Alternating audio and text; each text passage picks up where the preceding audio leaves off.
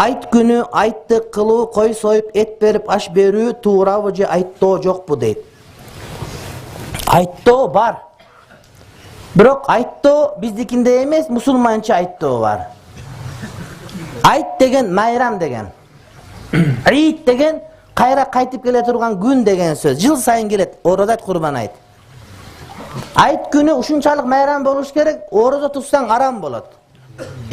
Анткен ал күнү жеш керек, жей турган күн. Жеп жарылып кетсең сооп болот. Ayt күнү. Апаларыбыздын бир шариаты бар. Ayt күнү кир жуубайт экен деп.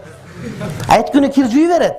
Болгону айтка чейин кир жууп, айтка чейин үй шыпырып, ayt күнү айттасын деген сөз.